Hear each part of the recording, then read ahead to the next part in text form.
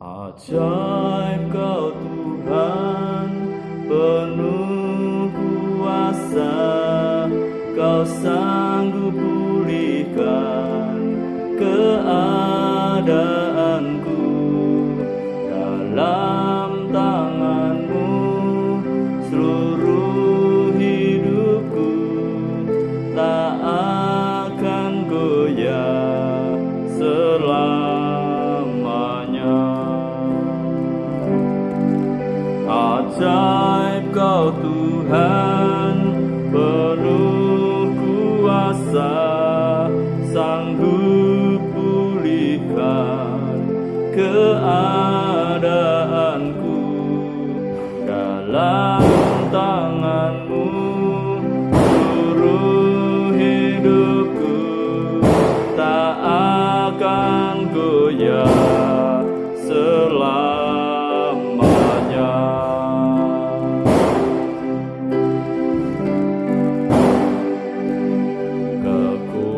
Kekuatan di hidupku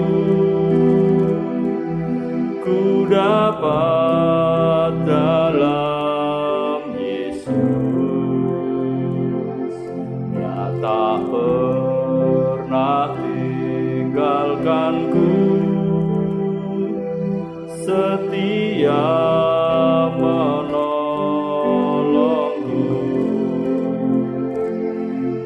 Harap bersandar dalam Yesus. Ajaib Kau Tuhan, penuh kuasa, Kau sanggup pulihkan keadaanku. Dalam tangan-Mu seluruh hidupku tak akan goyah selamanya. Ajaib Kau Tuhan, penuh kuasa, sanggup pulihkan keadaanku. Dalam tangan-Mu seluruh hidupku tak akan goyah selamanya.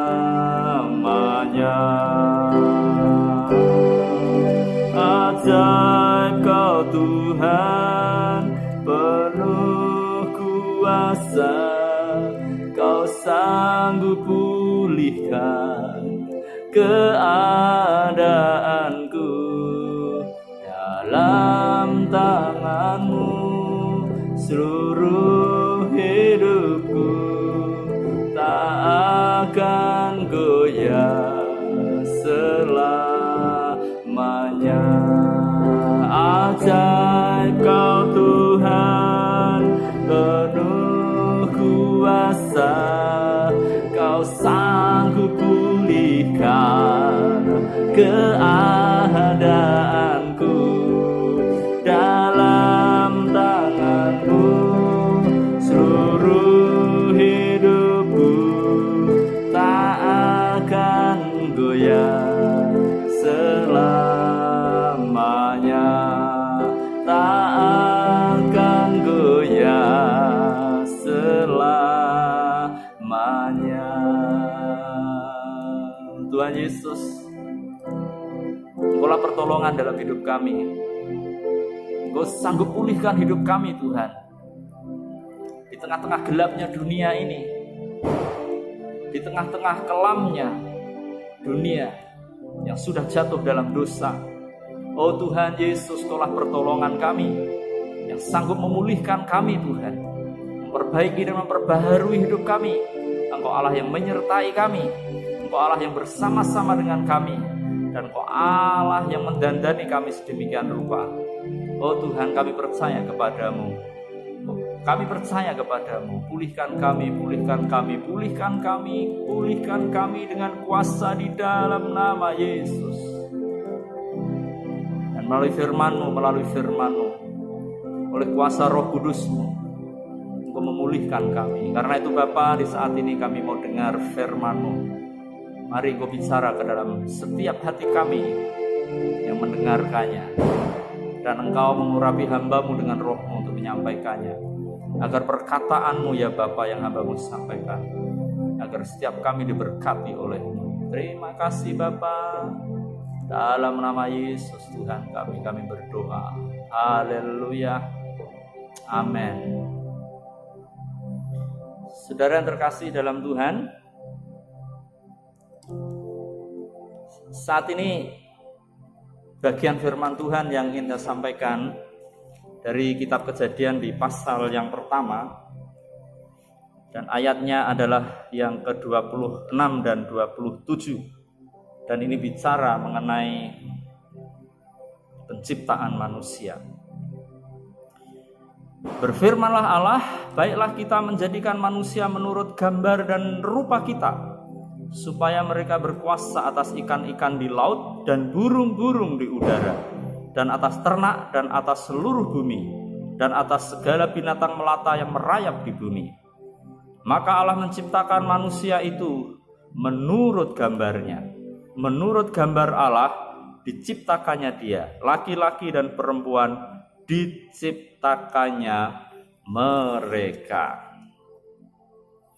Saudara, ketika Allah menciptakan manusia itu diciptakan serupa, segambar dengan Allah. Dalam terjemahan yang lama dikatakan diciptakan menurut peta dan teladan Allah. Dalam kata yang lain disebutkan manusia diciptakan dengan citra dan rupa Allah. Dan kata yang paling mudah dimengerti adalah manusia itu diciptakan pada awalnya seperti dan menyerupai Tuhan Allah sendiri. Artinya bahwa manusia ini diciptakan berbeda dari yang lainnya, berbeda dengan binatang. Binatang tidak diciptakan segambar dan serupa dengan Allah. Hanya manusia saja. Dan bahkan tidak juga malaikat. Tidak. Manusia saja yang diciptakan pada awalnya serupa dan segambar dengan Allah. Tetapi saudara, ketika manusia jatuh dalam dosa, gambar dan rupa Allah yang ada pada manusia itu menjadi hancur dan menjadi kepingan-kepingan yang tidak lagi utuh, seperti kaca yang jatuh dan menjadi banyak kepingan-kepingan. Gambar Allah dan rupa Allah yang ada pada manusia telah menjadi kepingan-kepingan yang tidak bisa lagi utuh kecuali Tuhan nanti yang akan memperbaikinya. Nah, saudara, mari kita melihat apa sebenarnya rupa dan gambar Allah itu yang ada pada diri manusia ketika manusia pertama kali diciptakan. Lalu bagaimana rupa dan gambar Allah itu akhirnya hancur ketika jatuh dalam dosa. Yang pertama saudara, manusia diciptakan serupa dan segambar dengan Allah dalam hal manusia itu bisa berkreasi, kreatif. Sama seperti Allah juga berkreasi, mampu mencipta sesuatu, mampu membuat sesuatu. Allah mampu menciptakan dari yang tidak ada menjadi ada. Manusia juga diberi kemampuan oleh Tuhan untuk menciptakan, tapi dari yang ada menjadi ada lagi. Misalnya tidak ada kursi, tapi ada kayu, lalu kayu dibentuk, dipotong, lalu disambung menjadi kursi. Membuat mobil, dulu bahannya masih besi, digabung, diolah, jadi mobil, jadi motor dan lain-lain. Artinya bahwa manusia diberikan kemampuan berkreasi seperti juga Allah mampu berkreasi. Dan ini nggak bisa dimiliki oleh hewan. Kita bisa melihat hewan itu ya kalau membuat itu ya itu saja. Ayam hanya ceker-ceker terus. Tidak bisa membuat rumah, tidak bisa membuat alat-alat yang lain. Dia hanya pakai kakinya, pakai sayapnya, dan hanya itu saja. Atau misalnya binatang yang lain, sama saja. Tidak mampu berkreasi seperti manusia. Tapi saudara, manusia yang mampu berkreasi ini, yang awalnya namanya kreasi itu adalah untuk sesuatu yang sifatnya membangun. Tapi setelah manusia jatuh dalam dosa, kreativitas manusia yang harusnya untuk membangun, menyenangkan bagi manusia lainnya, malah bisa menghancurkan manusia itu sendiri. Membuat bom, membuat senjata, membuat kendaraan, bikin polusi udara kotor, bikin penyakit dan lain-lain. Saudara, kenapa kok bisa begitu? Karena manusia sudah jatuh dalam dosa. Gambarnya masih ada tapi sudah rusak. Kemampuan berkreasinya masih ada, tetapi kemampuan untuk berkreasi yang harusnya membangun, memperbaiki bumi ini lebih indah, malah lebih jelek. Polusi di mana-mana. Dengan senjata yang dibuat manusia bisa membunuh, membantai manusia di mana-mana. Artinya, rupa dan gambar Allah, yaitu kemampuan untuk berkreasi, akhirnya rusak. Bukan untuk membangun, tapi justru untuk membinasakan. Lalu yang berikutnya adalah rupa dan gambar Allah yang ada pada diri manusia itu adalah manusia itu seperti Allah itu kekal, maka manusia yang diciptakan walaupun ada awalnya, tapi kekal di kemudian hari. Jadi artinya manusia itu memiliki sifat kekal. Artinya walaupun tubuh ini nanti binasa, tapi ada sesuatu dalam dirinya yang gak mungkin mati. Jadi manusia memiliki hidup kekal. Seharusnya kekal bersama-sama dengan Allah. Malah sekarang ini manusia setelah jatuh dalam dosa, kekalnya itu adalah kekal pisah dengan Allah dan bersama-sama dengan kuasa kegelapan. Saya ulangi, yang kedua ini adalah memiliki kekekalan, tetapi dulunya kekekalan ini bersama-sama dengan Allah, tapi setelah jatuh dalam dosa maka kekekalannya itu adalah bersama-sama dengan kuasa gelap, dan itu di neraka pasti. Kekal, tapi kekal dalam kematian, keterpisahan dengan Allah selama-lamanya. Kalau Allah terang, maka yang kekal dalam kematian ini adalah manusia ada dalam kegelapan selama-lamanya dan tidak bertemu dengan sang terang, sang pencipta langit bumi dengan segala isinya. Lalu yang ketiga adalah dikatakan bahwa diciptakanlah laki-laki dan perempuan. Laki-laki yang merupakan gambaran simbol dari ketegasan Allah. Perempuan simbol dari kasih sayang Allah kepada manusia ciptaannya. Dan itu harusnya ada di dalam diri manusia, orang tua kepada anak-anaknya. Orang tua harusnya seperti Allah punya sikap tegas sebagai ayah, tapi sekarang ini tegas tapi tanpa kedekatan. Tegas tapi nggak dekat dengan anak. Jauh hatinya. Dan memiliki kasih sayang, tapi kasih sayang yang tanpa komunikasi dengan anak-anaknya. Dan ini akhirnya jadi persoalan, saudara. Anak-anak hidup tidak seperti yang dikehendaki. Karena hidup walaupun ada ketegasan dari orang tua, tapi tanpa ada kedekatan. Orang tua melarang ini itu tapi tanpa penjelasan. Karena anak perlu penjelasan mengapa dilarang. Dan orang tua inginnya mengasihi, menyayangi anak-anak, tapi nggak ada komunikasi. Hanya memberi Kalau punya uang dikasih, bekerja dikasih sesuatu karena ada hasil, tapi nggak ada hati ke hati antara orang tua dengan anak. Itu sesuatu yang sudah rusak, yang harusnya tidak seperti itu. Simbol ketegasan yang dari Allah, tetapi ketegasan yang memiliki kedekatan dengan umatnya, dengan anak-anaknya kalau seorang tua. Ada rasa kasih sayang, tetapi tetap ada komunikasi dengan anak-anak. Tapi sekarang zamannya kayaknya sudah berubah. Komunikasi orang tua dengan anak sudah sangat jarang terjadi. Karena kesibukan masing-masing orang tua dan kesibukan anak, mungkin karena sekolah dan lain-lain atau bermain. Dan itu jadi persoalan akhirnya. Anak-anak sulit diatur, maunya sendiri dan lain-lain. Sehingga keluarga terlihat tidak ada keharmonisan antara orang tua dan anak.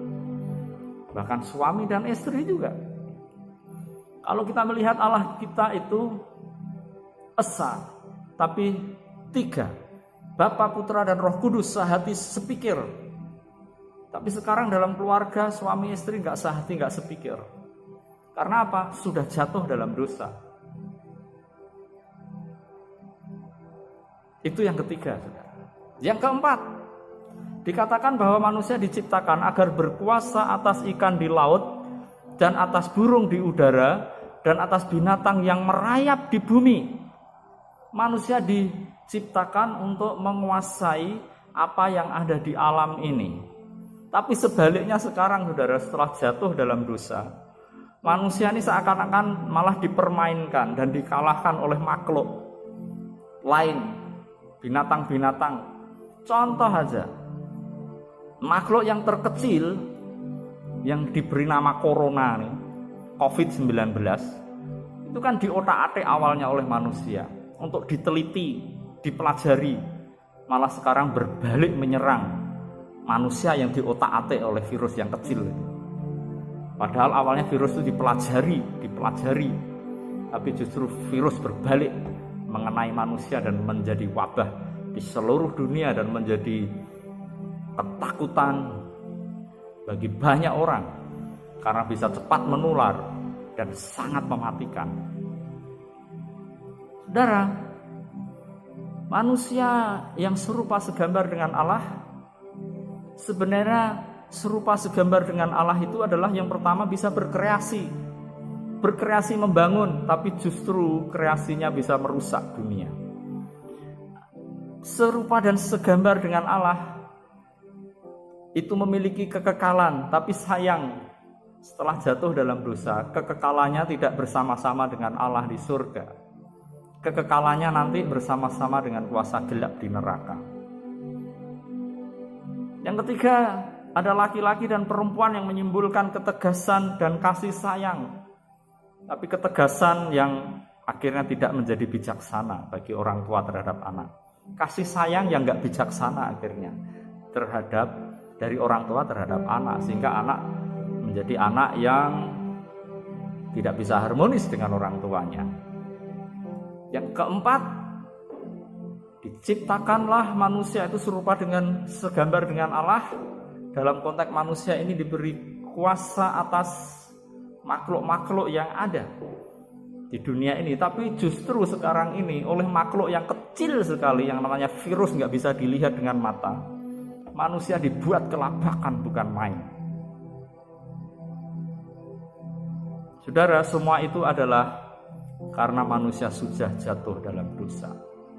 Rupa dan gambar Allah yang begitu baik menjadi rusak, bersifat negatif, bersifat destruktif, dan menghancurkan manusia. Tapi puji Tuhan, saudara, Allah dalam situasi seperti itu tetap mengasihi manusia, sehingga dia berkenan turun ke tengah-tengah dunia untuk menyelamatkannya. Di dalam 1 Yohanes 3 ayat 9 dikatakan, untuk inilah anak Allah menyatakan dirinya, yaitu supaya ia membinasakan perbuatan-perbuatan iblis itu. Rupa dan gambar Allah dalam diri manusia yang sudah hancur ini adalah akibat iblis yang menggoda, membujuk manusia pertama, mengikuti kehendaknya, lalu seluruh keturunan manusia pertama, keturunan Adam dan Hawa, dikuasai oleh dosa yang dipimpin oleh iblis. Tapi puji Tuhan, Yesus datang, anak Allah datang dari surga menyatakan dirinya, dan dikatakan supaya ia membinasakan perbuatan-perbuatan iblis itu. Artinya Tuhan ingin memulihkan hidup kita. Tuhan Yesus datang ke dunia ingin memulihkan kita, memulihkan kepingan-kepingan yang sudah hancur itu untuk kembali utuh, supaya kreasi manusia yang awalnya baik menjadi rusak dan merusak, supaya kreasi manusia itu kembali untuk membangun dunia dan membangun manusia. Supaya manusia yang memiliki kekekalan, tapi kekekalan karena sudah rusak, kekekalannya adalah bersama-sama dengan kuasa gelap, kembali kepada kuasa terang melalui anaknya Yesus Kristus, Juru Selamat kita.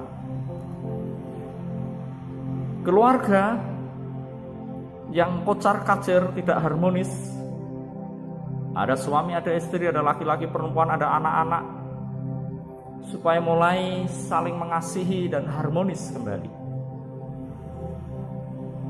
Lalu manusia yang ditaklukkan ketakutan oleh ciptaan yang lain, binatang, tumbuhan, dan lain-lain yang harusnya tunduk di bawah manusia, tapi sekarang justru menjadi momok bagi manusia. Ada ketakutan terhadap hal-hal di sekitar kita. Tuhan Yesus datang untuk mengalahkan ketakutan-ketakutan itu.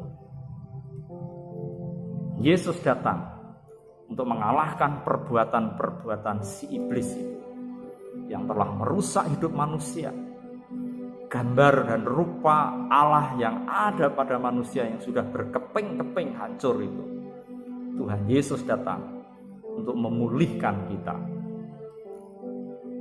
Karena itu saudara, mari kita selalu datang kepada Tuhan untuk memulihkan kepingan-kepingan itu menjadi utuh kembali, agar hidup kita sungguh-sungguh memuliakan nama Tuhan, kembali seperti citra Allah yang Tuhan inginkan, menjadi serupa dan segambar dengan Allah, semakin disempurnakan dan semakin disempurnakan.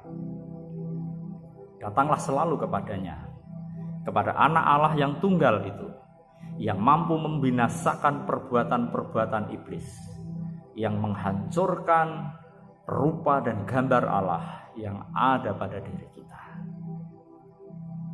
Datanglah kepadanya senantiasa untuk kita diubahkan dan dipulihkan.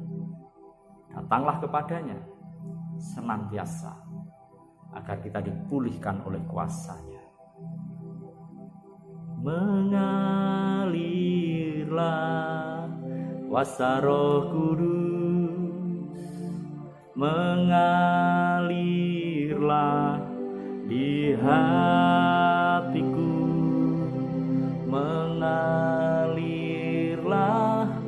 oh Roh Kudus, pulihkanku, mengalirlah kuasa Roh Kudus, mengalirlah di hatiku, mengalirlah oh Roh Kudus, pulihkanku.